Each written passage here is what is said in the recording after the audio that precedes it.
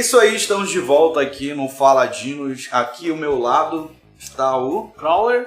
E eu sou o James Sullivan e vamos fazer um review bem rápido dessa vez sobre o terceiro episódio.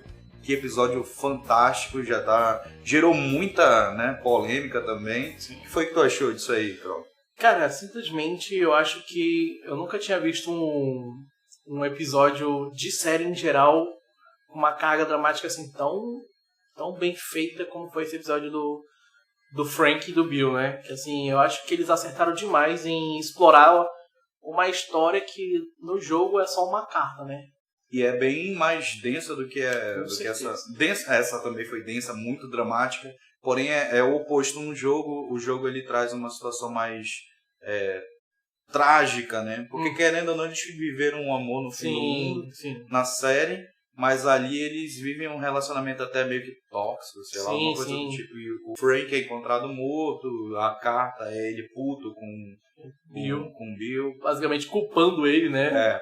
Uma coisa que eu achei bem interessante nesse episódio, logo no início da nossa pandemia real, eu li o livro Eu Sou a Lenda, né? Do Matt, esqueci o nome do autor.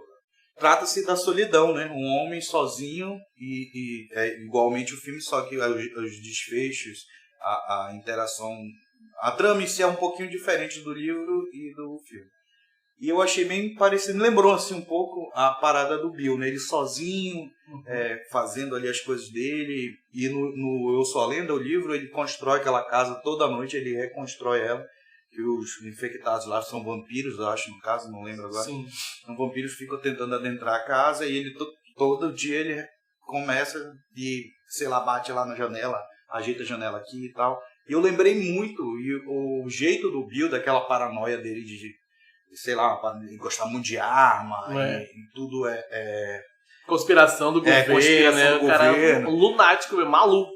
E o cara do Parks and Recreation, né? Eu comecei a ver, eu não terminei. Cara, aquele ator, ele é muito fodido, cara. Botar fudido.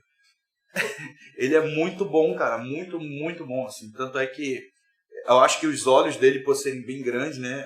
Ajuda também, né? Essas expressões. O que foi que tu achou da escolha do elenco? Cara, o Bill, né? É porque assim, a gente não tem muito o que julgar do Frank. Porque no jogo ele aparece só como um cadáver. Mas a gente tem toda uma construção, né, um arco com o Bill. Que, cara, assim, pessoalmente, né, o Bill da série tá bem melhor do que o do jogo. Eu acho que eles cortaram. Muita gente reclamou, né? Cortaram que o Bill não conheceu a Ellie, não teve aquela interação bem humorada.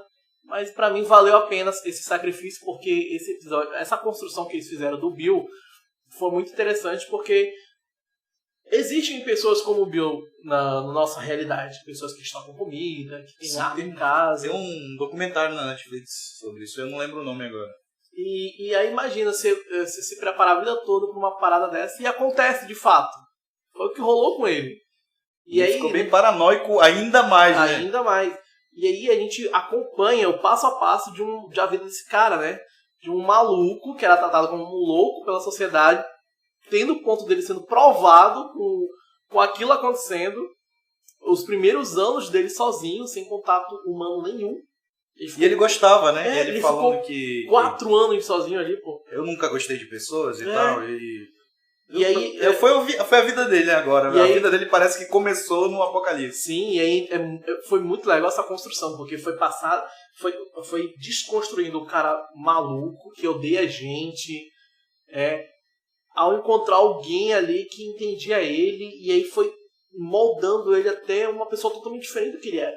Foi legal, né? A construção dos personagens, sim, cara? E foi tipo 1 hora e pouco de episódio, rapidinho, apresentou o personagem, tu te apega, e no final ali tu tá tão apegado que tu sofre. Eu me emocionei com o final, tudo. Foi tudo muito bonito, assim, muito bem escrito, muito bem dirigido. E há uma parte lá que eu achei muito maneira, foi a parte dos morangos lá. Nossa, não. Cara, bicho, eu assisto, tipo assim, como eu posso te dizer, é tão genuíno assim a forma como eles passam a atuação, que era uma coisa tão simples, eles, olha, eu troquei uma arma tua lá, uma pequena, uma semente lá com o pessoal, com a Tess. E aí ele planta lá e tal, na hora que eles vão apreciar, cara, e ele dá mordida assim, né? Dá uma emocionada, né, cara? Aí ele fica assim, ele dá uma risada, pô, ela é tão singela, assim, tão simples, mas ao mesmo tempo tão verdadeira, A carga assim, pro dramática. contexto da parada. Porra, eu achei genial, cara. Não, pra mim, assim, cada detalhe do episódio foi construindo uma história tão natural que tu sente que aquilo é real. Sim. Pô, foi muito natural, cara. Eu não vejo isso hoje em dia. Relacionamentos assim, em séries e filmes. Sempre o casal que é montado assim. Montado de qualquer jeito. Né? Coincidências da vida que força o protagonista a ficar com aquela garota e vice-versa. E eles deram um show de como montar um casal, cara.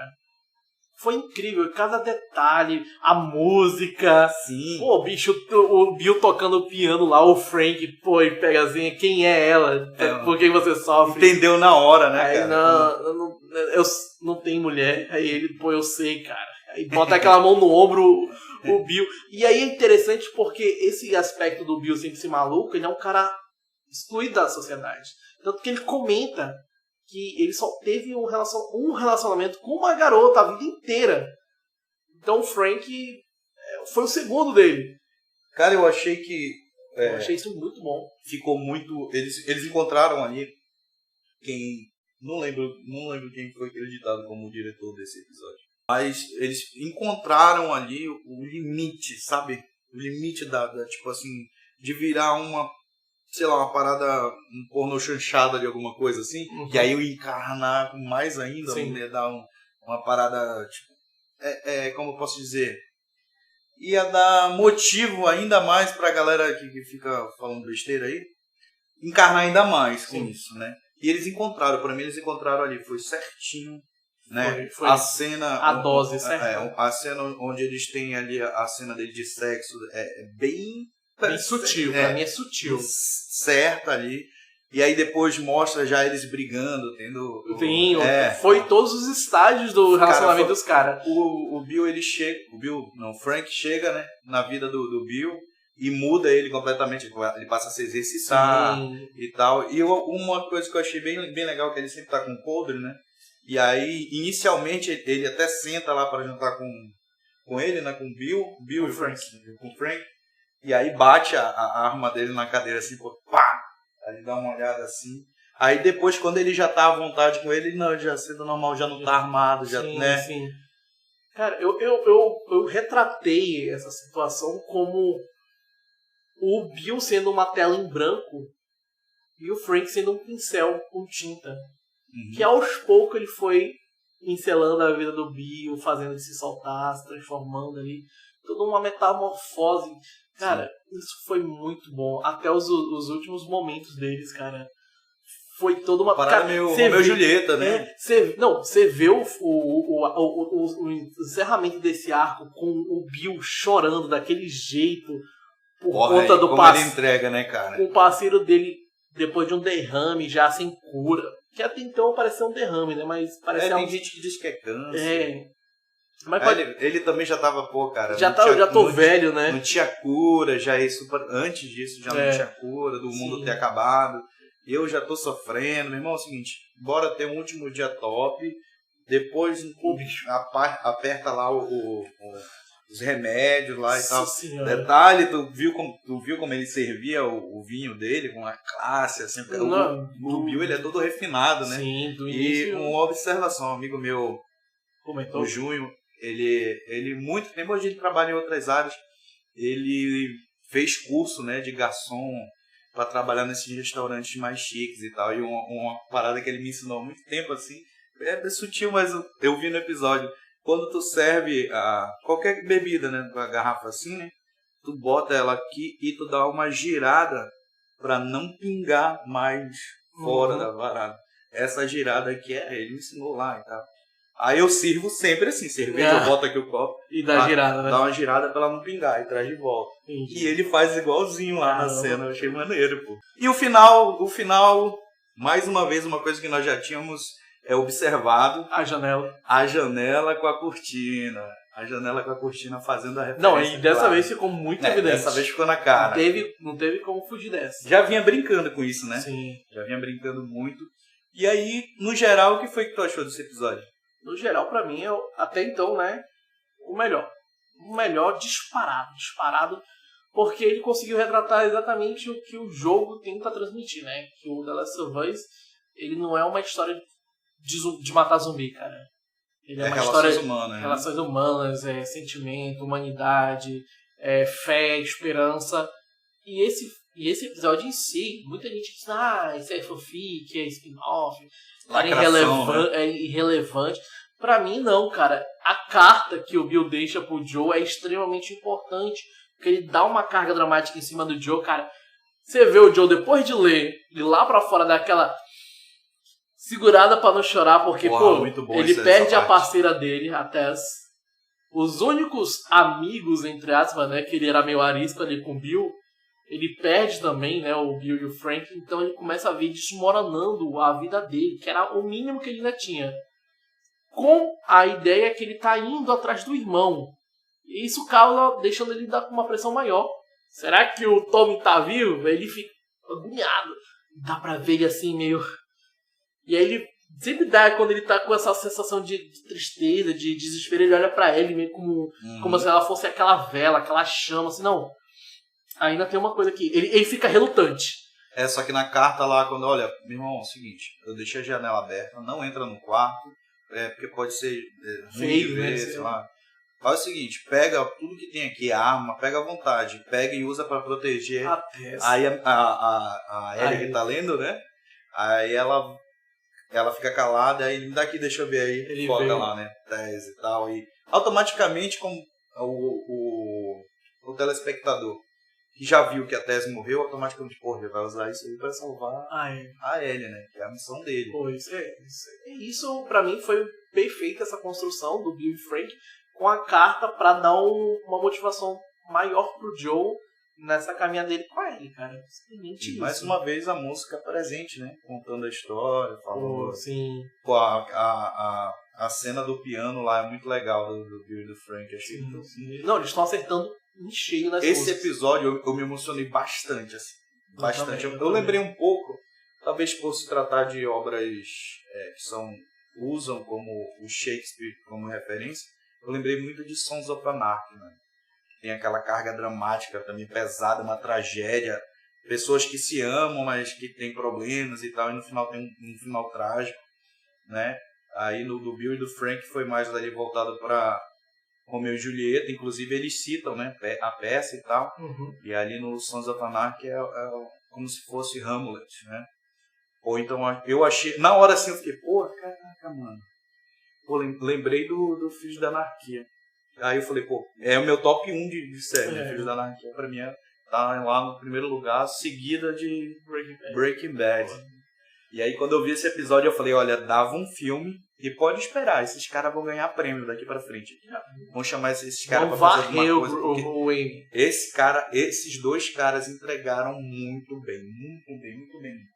Eu acho que até quem, tipo, não viu nada do jogo, né, se assistir esse episódio separado, vai ter uma experiência ótima. Então, esse arco em questão, ele foi muito melhor do que na série. Do jogo, no caso, né? Porque no jogo eles terminam de uma maneira muito ruim, cara. E aí eles transformaram algo que era descartado dentro do jogo em uma história que vai deu um background, né, assim, imenso, muito vai bom. Vai somar com o relacionamento dos dois lá. E no fim, o Bill, vivo ou morto, ele serviu o propósito dele, que era dar o carro pro Joe. Eu achei incrível, cara. Não tenho o que reclamar, não. Afinal, adaptação, né? Adaptação. Quantos dinossauros aí de 0 a 5? 6. Esse merece dinossauros mais. Também. Eu dou 5 dinossauros. Pra mim, o primeiro episódio ainda é o melhor.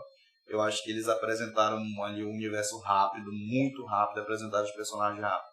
E pra mim o primeiro episódio ainda é o melhor. Seguido do terceiro. Só que o terceiro também é uma perfeição, cara. E é isso. É isso. Tem o que dizer. Vamos direto ao ponto. Quanto aos hates, tu achou que os caras passaram muito do... Passaram.